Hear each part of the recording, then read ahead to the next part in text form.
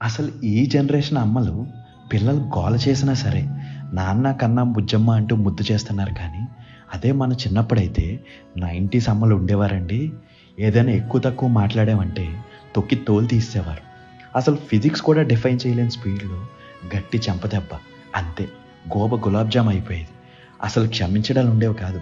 కృష్ణ భగవానుడైనా 100 తప్పులు లెక్కపెట్టాడేమో కానీ, వీళ్ళు మాత్రం మహా అయితే 1, 2 బట్టలు ఉతికినట్టు ఉతికేసేవారు. అసలు వీళ్ళు మనల్ని కొట్టడానికి వాడే టూల్స్ సోల్జర్స్ దగ్గర, పోలీసుల దగ్గర కూడా ఉండేవి కాదు. వీళ్ళు బెల్ట్ మనకు కొనేవారో, లేక మనల్ని కొట్టడానికి కొనేవారో తెలీదు కానీ, వీపు మొత్తం తట్లు లేచిపోయేవి.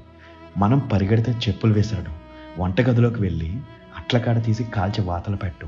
గరిటెలు, చపాతీ చేసుకునే రోలర్, ముచ్చటగా మనం కొనుక్కున్న స్కేలు, చీపురు కట్ట, గరిటెలు అది ఇదేం లేదండి బాబు.